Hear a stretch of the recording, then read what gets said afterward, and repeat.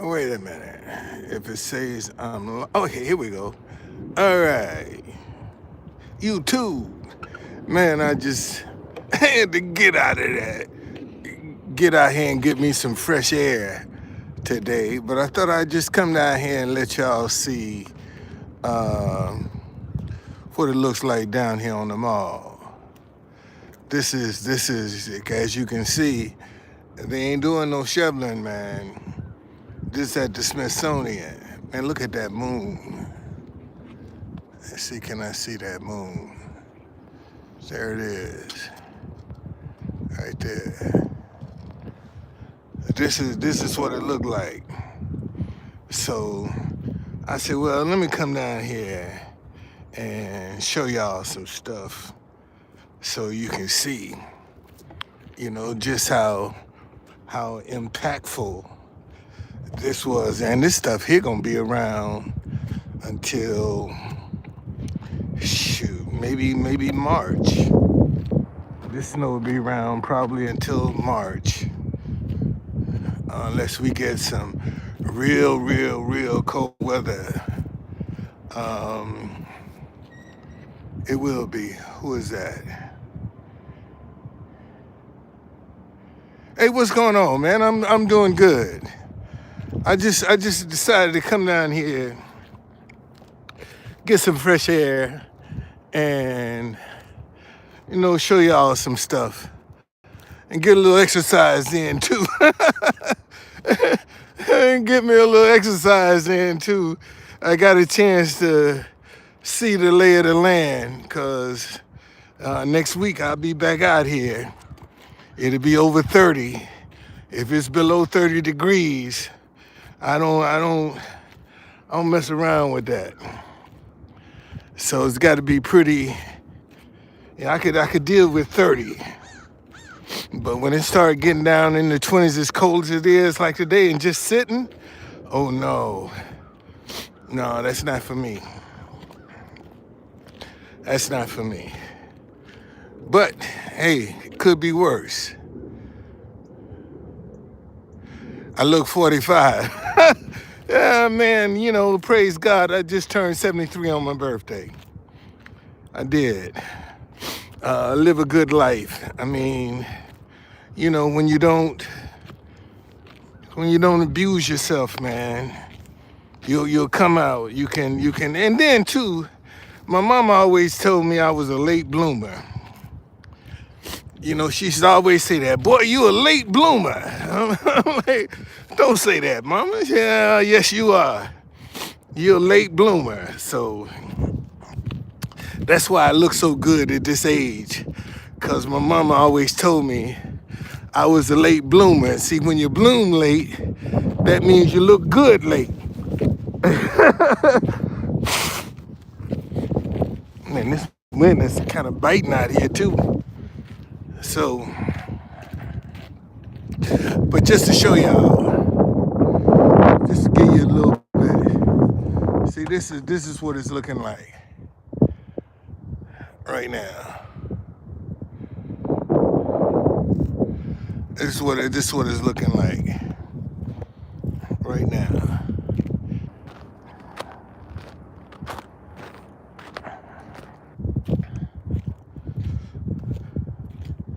And believe it or not, people are still out here booking tours. That's the thing. That's the trip part. That people are actually booking tours, man. Getting out here.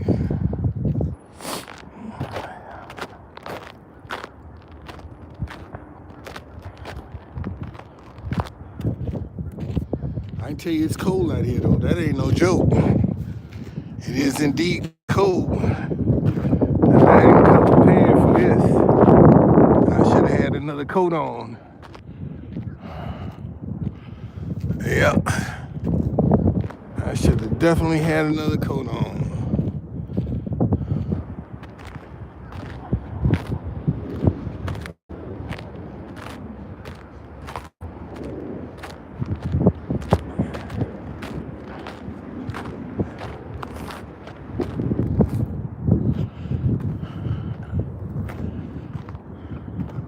Matter of fact,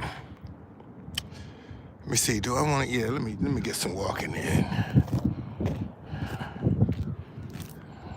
But this is DC after the big snow, right here. And as you can see, there's been a lot of people out here walking, buddy. They ain't got all these footprints for nothing out here. All of that is the agriculture department over there.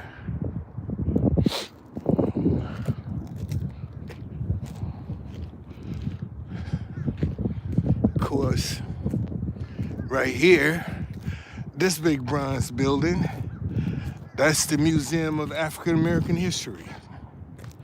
Right there. That's what that is. It'll be jumping next month too, boy.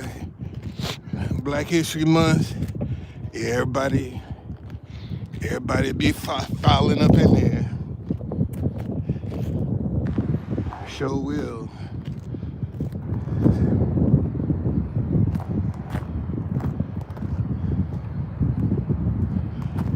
Yeah, that's the African American History Museum right there. Now, you know what's really interesting about DC? Now, that building right there is the African American History Museum. Right across the street is the American History Museum. Man, you want to see two different worlds? Come here and go to the American History Museum right there, and then walk across the street to the African American History Museum. You see two totally different worlds. Two totally different worlds.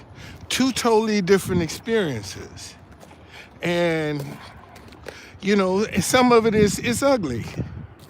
I get it. Some of it is real ugly. And, you know, there are a lot of people that don't want that ugliness exposed. See, they'll pretend like there's no racial tension in the country, but how come people calling for a race war if there's no racial divide? Why are they calling for? Ooh. Okay, so at least they got the sidewalk clean. But no, seriously, if you want to see two different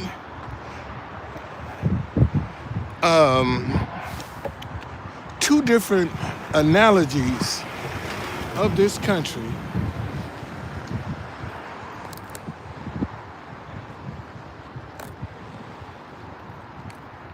go, man. I'm telling you, this ice on this sidewalk ain't no joke.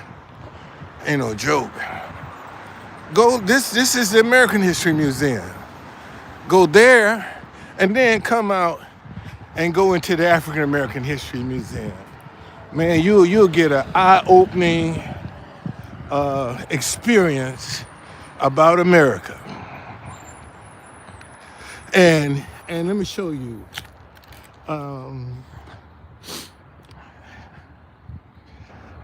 Let me show you the.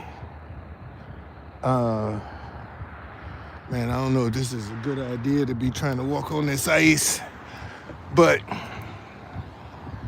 it was the 14th Amendment of the Constitution that actually gave black folk their freedom. Well, where's the African American History Museum located? Left, right. Left, right. Thank you, Mikey. Thank you, Mikey. Thank you, Mikey. Thank you, Mikey. Okay. 14th and Constitution Avenue. It's where the Black History Museum is located. And we have a lot of those analogies, especially when it comes down to the black history. in DC. We got a lot of analogies like that. We really do. But I can tell you that Black history is the wild, wild west of tourism. That's the one thing that has not been exploited. African American history. There it is. Let me back that up so y'all can see. That's the African American History Museum, right there. Who is this? Tanya. Hey, Tanya. How you doing? Edward. How you doing? I just decided to get out, give me some fresh air, man. Give me a little walking in. That's the American History Museum, right there. That's the American History Museum. That's the African American History Museum. Two totally different stories.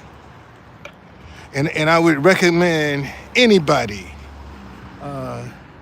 that come to the city, if you don't see nothing else, no other museums, put these two on your must-have, your must-do, your must-see, because you will definitely get an eye-opening experience from what you see.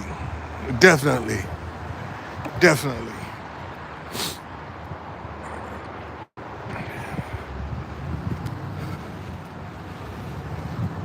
Not a lot of people out walking though, that's for sure.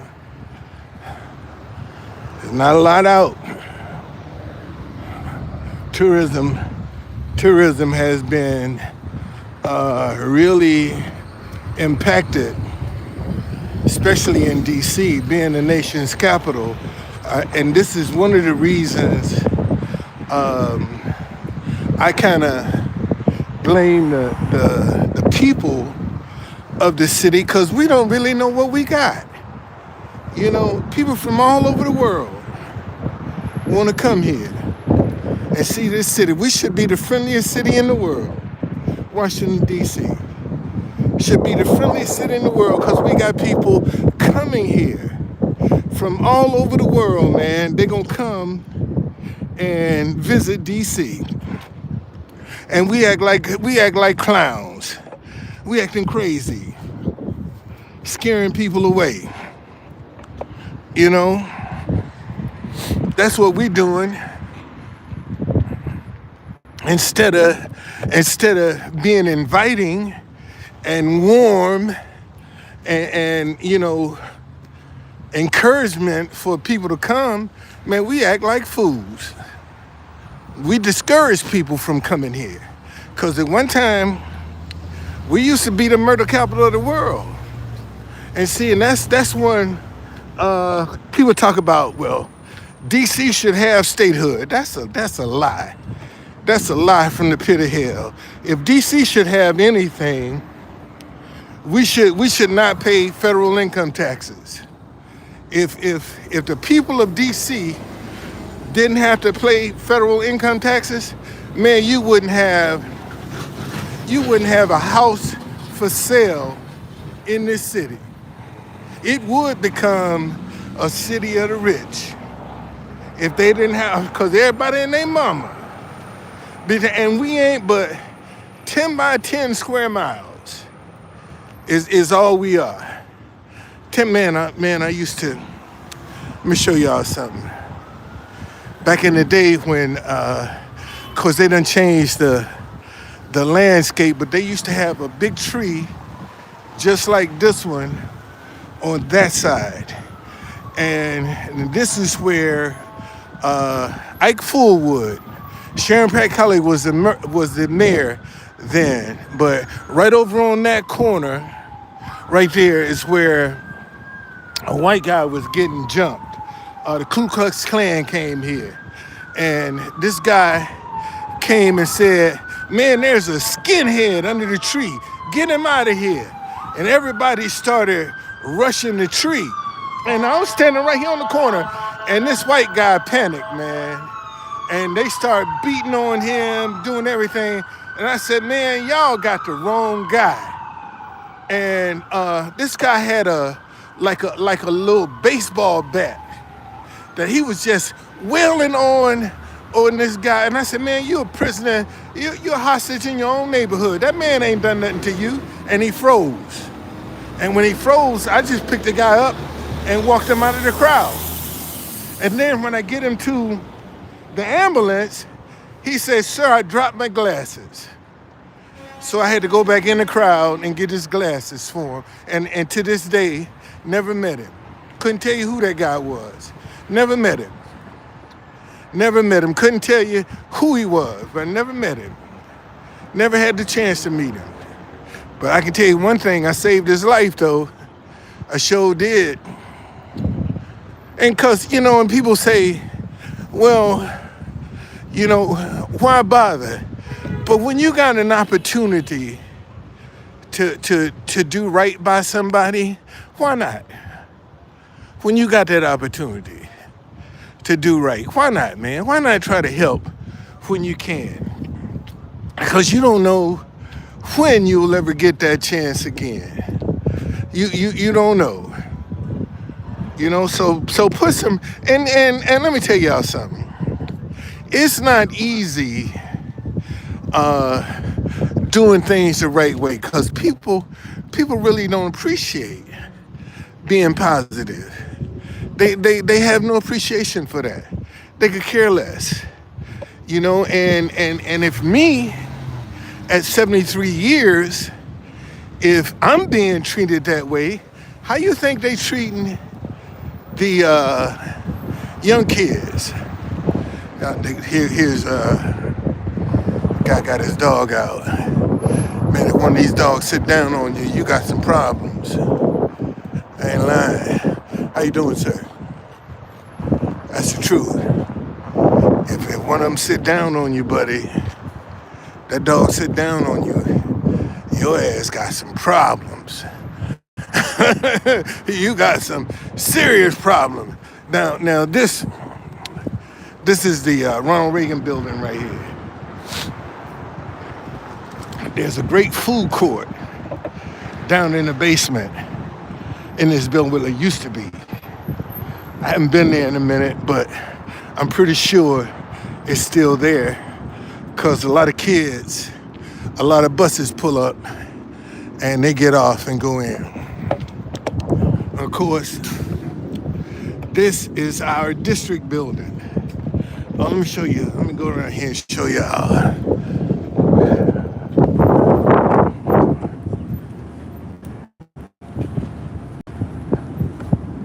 Yeah, this is where our city government sits, right here.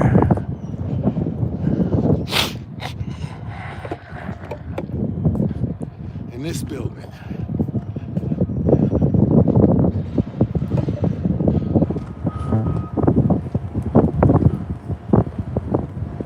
Man, it's cold out here. I ain't lying.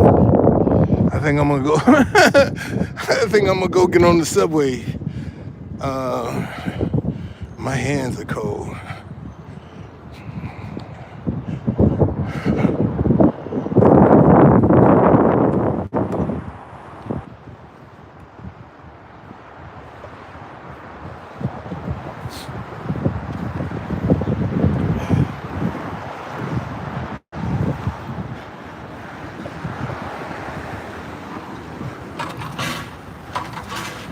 I remember when I got my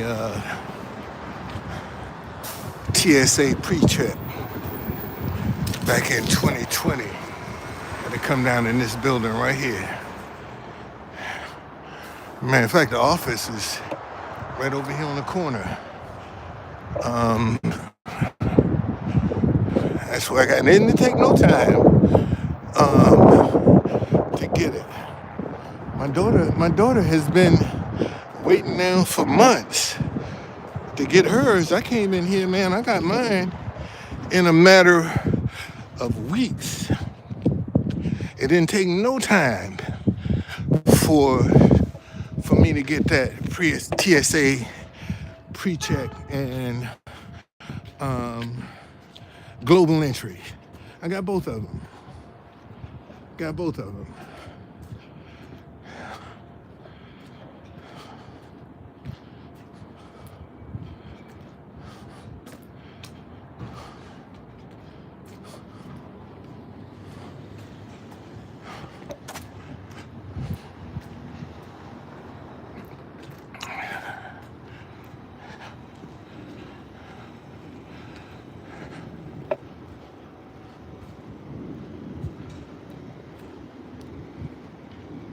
Yeah, I'm gonna show y'all this, and then I'm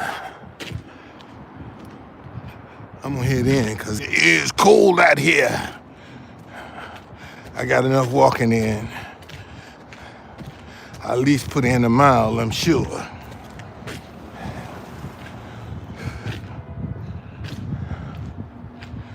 But this is my man right here, Marion Barry. I'm one of the few people in the city that can say they ran for mayor against him. I'm one that's still alive. The majority of the people that he ran for mayor against dead. But this is a statue. The only black man with a statue on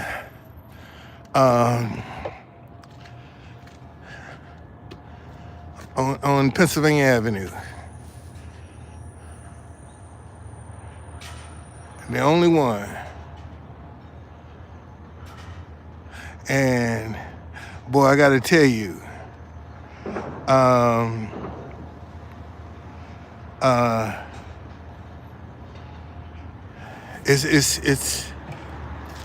it's interesting, but that's his shadow, mayor for life. That's what they call him. See, that's what he looked like. Looked just like him too. See? Oh, you can't see. Oh yeah, he got gators on too, man. Look at that. Got them gators on. Okay. But that's Marion Barry.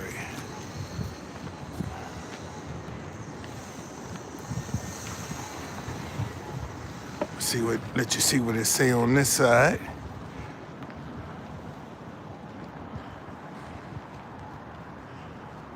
This is our district building right here. This is it, where our government is. All right, y'all. Of course, there's the National Theater right there.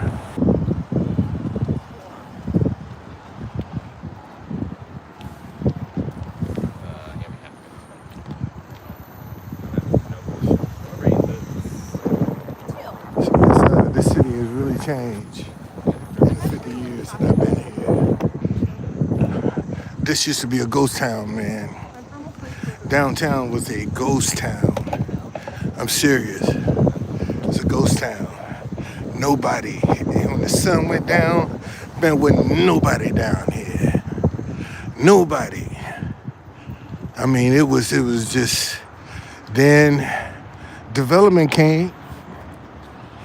You know, they started making housing downtown, and next thing you know, shit, this thing was blown. It blew up. Now you can't. You'd be hard pressed to be able to find a house in D.C. Let me let y'all see. Somebody made some money shoveling. Well, no, the government did this.